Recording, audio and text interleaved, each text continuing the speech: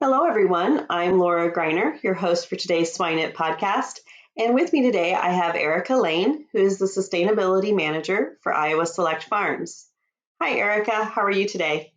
Hello, good afternoon, everyone. Thank you for having me today. Well, we're super excited to have you on today, Erica. But before we really talk about the topic at hand, maybe give our audience just a little bit of background about yourself, and then we'll start in with some questions. Yeah, of course. Well, like Laura mentioned, my name is Erica Lain. I grew up in west or eastern Iowa, right between Dubuque and Davenport, on a row crop and beef cattle farm. And I attended Iowa State University studying animal science, and that is where I truly fell in love with the pork industry.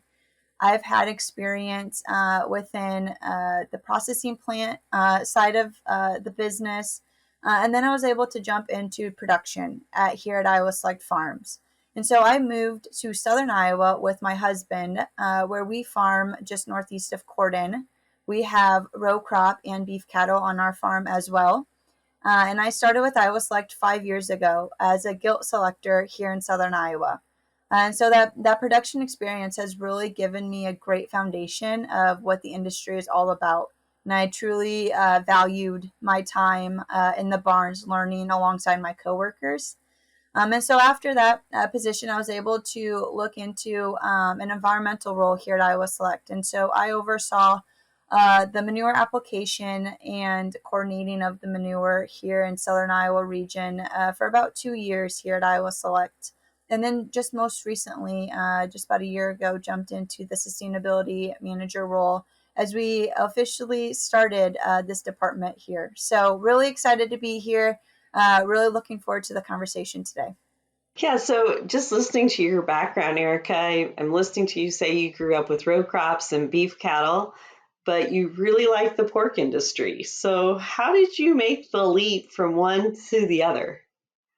Well, I actually love giving credit to one of my professors at Iowa State. I started an animal science class specific to swine production and fell in love with it, fell in love with the opportunities it provided. And, honestly, the challenging side of it, it was something that I had never known about. It was nothing that I grew up with, and it was very new to me, and I wanted to learn more about it and really started to dig and dive into it.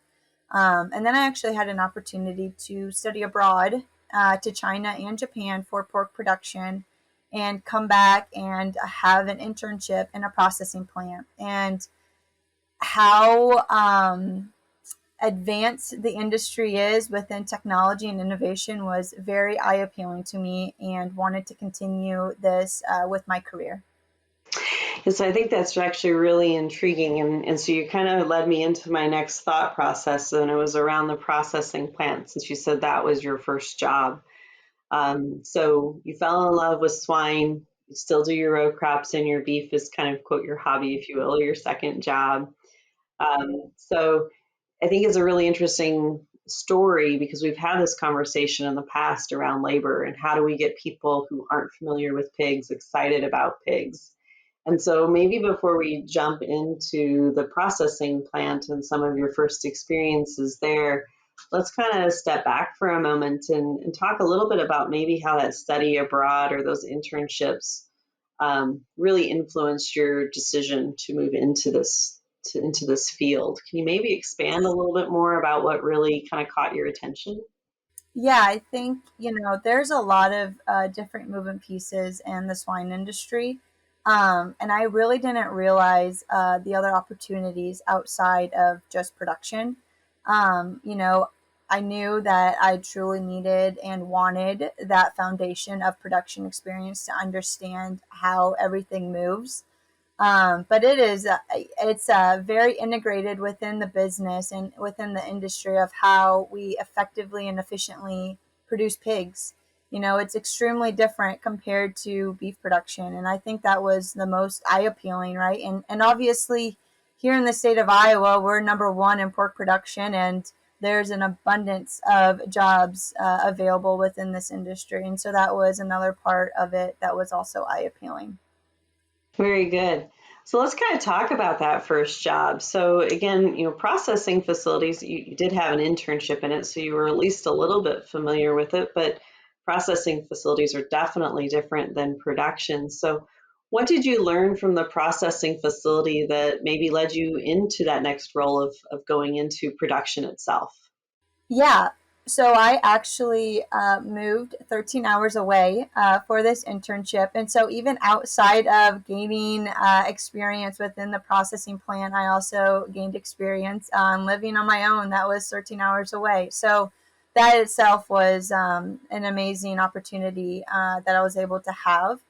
I would say, I think the biggest thing that I took out of the processing plants is they are truly, truly, truly efficient. When they have downtime, it is a big investment for that plant as they continue throughout their day. And so, really eye opening experience around efficiency and collaboration with different lines and different departments within the plant that all worked together.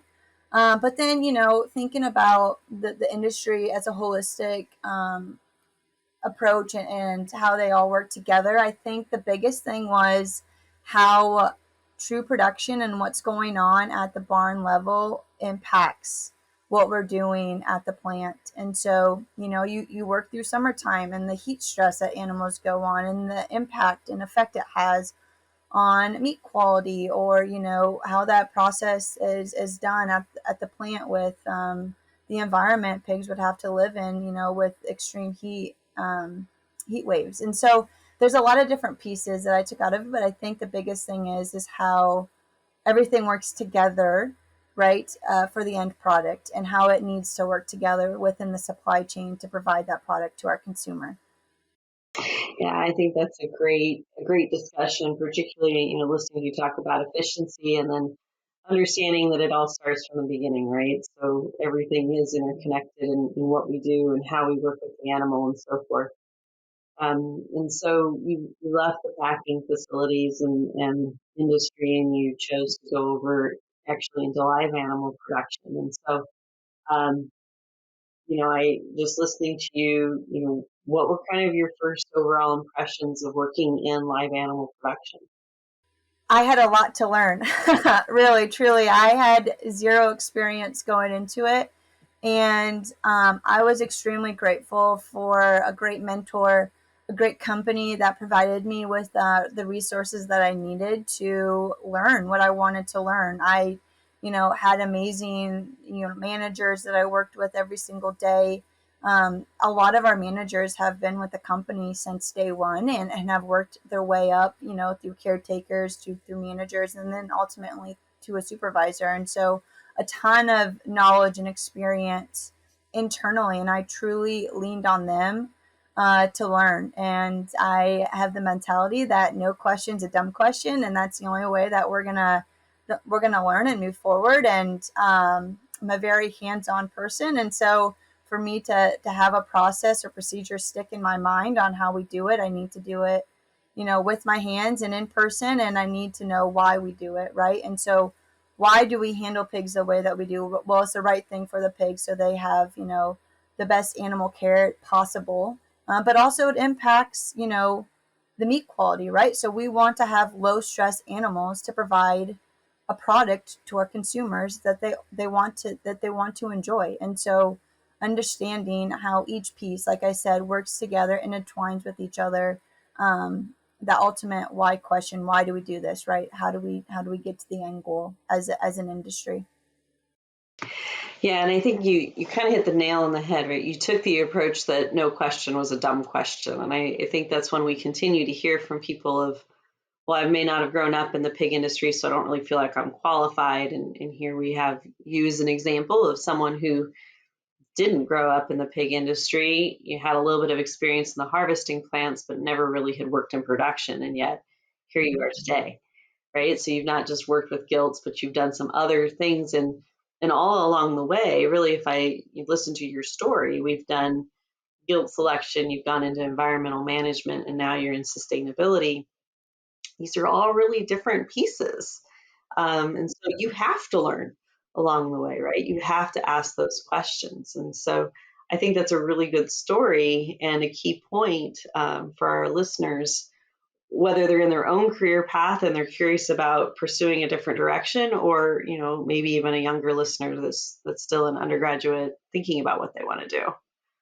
Yeah, and I think, another piece, how it all ties together is in production. I, coming out of college, I, looking back, probably had a more narrow mindset of how am I going to utilize this information for my next role, right? How do these all connect? And so going into an environmental role, well, the production side of it, you have to work together in order to responsibly and safely apply nutrients, and lining up barns and making sure that they're set up properly for the pig health, and ensuring that we stay in compliance with the DNR around how we apply our manure and how that intertwines together. And so and on top of that too, it's biosecurity in our southern Iowa region. We have a lot of gilt development units and sow farms, and so uh, herd health is our biggest risk and our biggest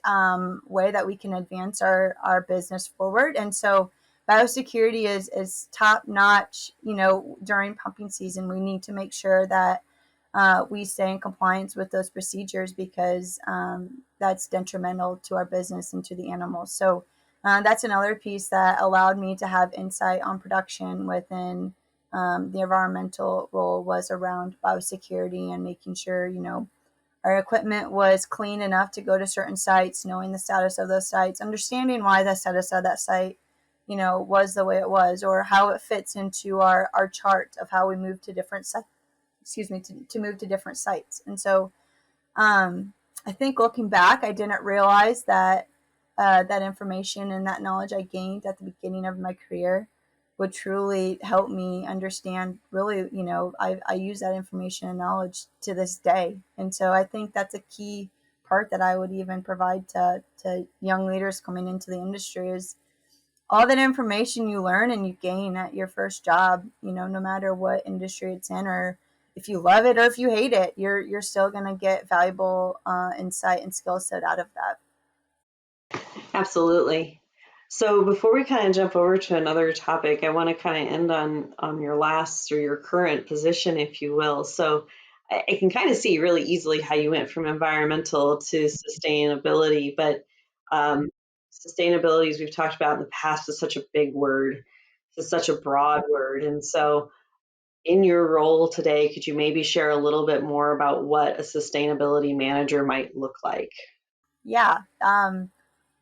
It's a really great question, and a year ago that might have been really hard to answer. But with the year underneath my belt, I've had a lot of growing pains. It's a great opportunity to continue to grow in my career and the skill set in this role. So here at Iowa Select, I love to say and open this conversation as it's truly our business plan, right? So it's what we've done. It's what we've always done. We want to be a sustainable business for the industry to produce a product for our consumers. It's about efficiencies. It's about improving herd health. It's about livability.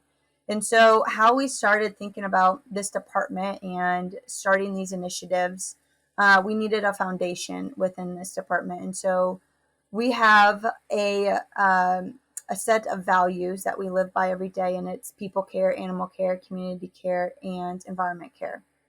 And those values are the foundation of everything that we encompass under sustainable pork production at Iowa Select.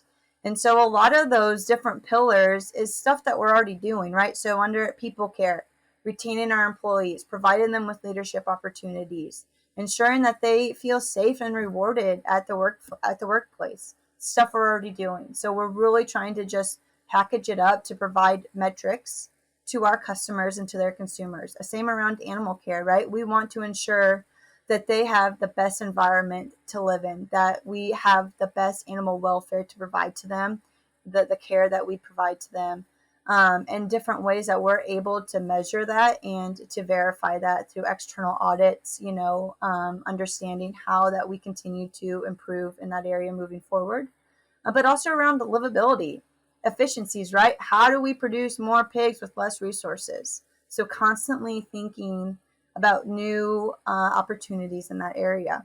And then obviously community care. It's how we give back to communities that we live and work in, and it's we do a lot of that work through the foundation here at Iowa Select. It's the Deb and Jeff Hansen Foundation, and we have 9 different programs that really give back to all the communities here that we live and work in throughout Iowa. And so like you mentioned, the one pillar that we continue to evolve is our environment care pillar. And so my past experience in the environmental manager role, overseeing manure application, was a great transition for me. We're really trying to identify new areas that we can improve and continually to drive this initiative forward under the environment pillar. So. That's very good. I think that certainly kind of helps, particularly maybe some of our listeners get a better idea of what a sustainability manager might look like. Some might be exploring that themselves because that is a little different than maybe the typical environmental staff that we might have on hand. Because again, that's usually what I think of when I hear environmental staff. It's the folks that are doing the nutrient management plans. They're making sure ponds are stocked with fish. They're making sure the tree lines up and those types of things, but maybe not doing the full life cycle assessments and how do we minimize resource use. So I think that's actually a really unique position that maybe some of our audience might be intrigued and might be wanting to put into their own production group. Yeah, I think obviously having that knowledge and understanding on the environmental side is huge, and it's given me a lot of insight. Um, but it's interesting. A lot of my role, like I mentioned, we farm in southern Iowa. My husband and I with his family, and we actually have a 14-month-old son, and he loves playing tractors on our carpet. So I would assume maybe he would like to continue down that path, right? And so um, it's very, very interesting and fun that a lot of the work that we do on our family farm intersects and overlaps with the work that I do at Iowa Select. And so having those conversations with my husband at the dinner table and bouncing ideas back and forth on how do we push this engine forward is it's fun. It helps build passion around this topic, and it helps us, grow professionally and personally within our both of our operations. And so it's really interesting how that overlaps and intersects. It's fun, and I truly, truly love what I do. And I think the main reason why I love what I do is, I have a large passion and a big heart for farmers. And a lot of the sustainable practices that the industry is talking about pulls farmers to the table, right? It gives them the opportunity, it gives them a voice at the table, and they hold a lot of power in their hands, and they've known this. They've been sustainable, for generations because it's protecting their dream, and they want it to protect their next generation's dream, their children's dream. And so I think that's really what drives my passion is truly helping the farmer, bring them to the table and bring new opportunities and new ways that they can improve their operations moving forward. Absolutely, and you hit the nail on the head. I think it doesn't matter whether you're a small producer or you're a company like Iowa Select. We've always been practicing sustainability. There's always different things we can do, just like anything else in our life, right?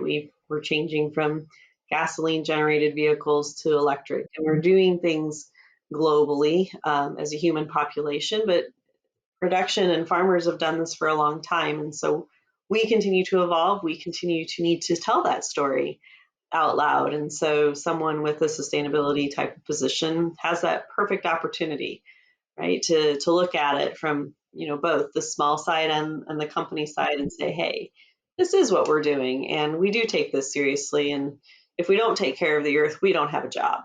Um, and we don't do our purpose in life, which is to serve others and to provide food on the table. So I think that's a great story to tell, Erica. Um, One of the other things that I know you're very passionate about is women in agriculture. And so maybe let's talk a little bit about any suggestion, any advice that you may have for young women that are passionate about agriculture and maybe not quite sure where their fit is. Yeah, I am very very passionate about this for rightful reasons. I heard a statistic the other day. I was up at a career fair at Iowa State, and I believe they mentioned that is it 70% of animal science undergraduates are women, and I would assume that that is a large increase over the years. And I, I, I think that it's right to acknowledge that we will have more women coming into the workforce within animal science, within the animal agriculture industry. And, I think there's an abundance of opportunities for us to continue to grow and work together to provide that for them. And so I think the piece of advice that I would give is to jump in and do it. You know, no matter if you don't know it or not, try it. Try it out. Because every single role that I've been in, I've never thought I want to do that. Right? I never thought that I was going to be a gilt selector. I never told myself my dream job is to be an environmental service manager or a sustainability manager. I had no idea that I was going to be in this role today. And so my advice is jump in and do it. Who knows, right? And so if you don't like it, find another position, right? Find another opportunity. But everything that you learned in that first role or that second role that you didn't like or that third role that you liked but maybe you wanted to move around, you will gain insight within the industry that will provide you, what you needed to know for the next opportunity. One of the things that I participate in with another colleague of mine, which is Dr. Casey Bradley, is like careers and coffee, and so she does some things where women have mentors. So our undergraduates or our graduate students have mentors with women that are already out in the career paths that they're interested in. What do you recommend for many of our women, right? So they may not be in more of that professional role. How do they find those mentors that can maybe guide them and lead them down the direction that they may want to go? Yeah, that's a great question. And honestly, when I was in my undergraduate, I wish I had reached out to a mentor, to help guide me down this path. I was reading a book one time and it told me that I needed a mentor to lean on for certain situations that you're going through to gain insight. And so I honestly just reached out to somebody within our internal business and asked her to be my mentor. And so I think it's as simple as that, right? It's as simple as who do you value? Who do you know that has the same core values as you? That thinks the same way as you, that you look up to, right? It's somebody that is a true leader in the industry, somebody that has those values that you live by every day, your personal values, and how is that aligned? And reach out. Literally, just reach out. It's as simple as that, and I guarantee you, nobody will turn you down. And if they turn you down, it's obvious. It's obvious that they're not going to be your mentor, and it shouldn't be your mentor. So really just reach out. It's all about networking. And I meant to mention this earlier, but it's remarkable how networking can build so many bridges within this industry. Um, a lot of the connections that I have now that have helped me in my sustainability role were through connecting word of mouth. Hey, you need to reach out to this person, talk to them about this program, talk to them about this practice. I reached out to them and we've, moved forward with initiatives just through word of mouth. And I think that's huge. And so don't be afraid to network. Reach out to them, send that email, give them a call, because I guarantee you that if they're the true mentor and true leader, they will reach back out to you and help you any way that they can. And I think that's great advice, and it doesn't have to just be for women, it can be for men as well. And even in my life point today, if you will, I still have mentors. I never lose the need for mentors because as you said, you're always changing. Your career might be changing. Just life itself may be changing. And so having people that not only can guide your career, but even just kind of help you keep your life in check. Mhm. Absolutely. There's to They're be a great little people. bit. Yes. And of more than one mentor, I would consider multiple of my coworkers my mentors or people within the industry itself. It's absolutely okay to have more than one mentor. I actually recommend it. I think it's great to lean on others for different perspectives and different experiences that they can bring to the table for you. Absolutely. Well, one more point that you've kind of suggested earlier was some discussion around communication. And so I want to kind of come back to that, or leadership, if you will. Um, knowing your leadership style was something that you had brought up at one point. And I'm kind of curious as to what you mean by knowing your leadership style and how that might help you in your career path. Yeah, that's a great question. And I think so. I actually met with a mentor of mine last week, and we talked about leadership within a couple of different programs I'm working on because, trying to gain insight of how to be effective and to be a positive experience for everybody involved in those programs and initiatives. Um, and here at Iowa Select, we do have a leadership program, and it's based around a book that we read with chapters and a podcast. And our senior leadership team provides us with a ton of reading opportunities with different leadership books that are available to us. But at the end of the conversation, it went towards you can read every single leadership book out there, and every single one will tell you a different way to lead. And it's the same exact way for parenting books. I can't imagine, I believe I had maybe 4 or 5 different parenting books given to me when I was pregnant with my son. And every single parenting book was a different approach on how to parent. And at the end of the day, you are going to parent the way that works for you and your family and for you and your husband. And it's the exact same way with leadership. There's not one specific way that you need to move forward with your leadership style. It's how you lead, it's very individualized. And no matter what every single book tells you how to lead, obviously there's extremely good nuggets in every single book. And I encourage you to read as many books as you can around leadership to gain insight. But at the end of the day, you need to identify and understand what your individualized leadership skill set is.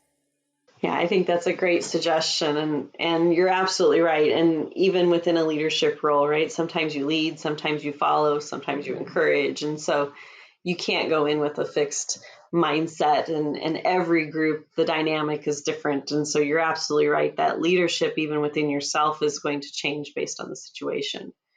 So I absolutely agree. And as we kind of look at our time today, unfortunately, we're kind of coming to the end of our conversation, and you and I could probably talk a lot longer.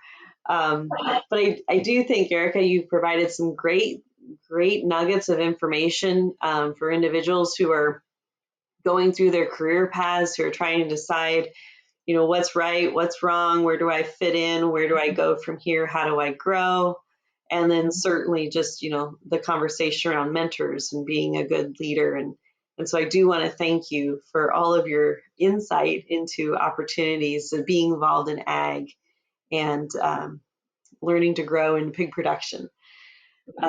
So as we kind of wrap up, we do ask our guest speaker a few questions. The first question I'd like to ask you focuses around a swine resource. Do you have a resource that you work with that you would recommend to the group? Yeah, I believe I've probably already alluded to this during our conversation, but I would say my number one swine resource is my coworkers.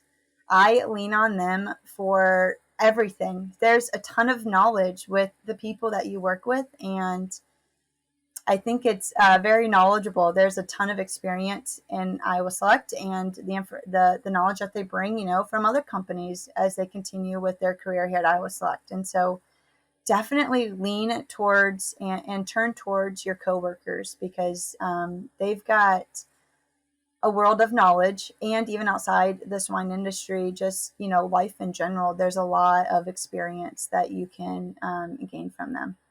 Yeah, they're always a great resource. Absolutely. How about something that's not pig related? Is there a book that you might recommend to the listeners? Yeah, Laura, you sent me these questions in advance, and I know that we had just talked about leadership styles, and actually, leadership books are my favorite books to read because I think they gain you can gain so many great nuggets out of them, and it's a great conversation starter. And having that conversation with my mentor and really talking about your leadership style and how you individualize that. I'm actually not going to recommend a specific leadership book, but the one book that I would recommend to all of your listeners to read that gives you an excellent example of servant leadership is the Bible. I think the Bible provides everybody with the knowledge around how Jesus ultimately was the best leader around consistency, support, love, selfless leading, and courage. Very good, Erica. The last question I would like to ask you really focuses around someone in your life, and you don't need to give us a name, but somebody in your life who you view as successful. What's a trait about them that you think has allowed them to be successful? Yeah. Again, I think this goes back to leadership and definitely around styles of leadership. And I think, a lot of the successful leaders are servant leaders. They put others before themselves, and they're extremely selfless. They put other people's needs before their own. And, becoming a parent, I think that's probably the number one skill set that I have absolutely learned as I continue in this new role as a mom, is constantly putting somebody else's needs in front of my own. And I think that can correlate to a lot of different aspects within your career, within your personal life, within, relationships that you have outside of your family. Um, and I think, the most successful leaders are the ones that are servant leaders. Yeah, I would agree there. I think that's a very good trait for people to have to be good leaders and to be successful in life. Erica, our time has unfortunately come to an end. I do want to thank you again for your time today. For our audience who is listening, if you missed the beginning, this is Erica Lain, who is a sustainability manager for Iowa Select Farms. Erica, thank you so much. Thank you for having me today. Imagine if, with a few key concepts, you could have the potential to create a massive positive impact by bringing from hundreds of thousands to millions of dollars for swine producers. Join us on this small group and go to the next level of swine nutrition on this 7-week-long elite online training in applied swine nutrition and feeding by myself and my world-class invited speakers. Additionally, you enjoy an exclusive community to exchange ideas. Go now to www.eliteswinenutritionist.com.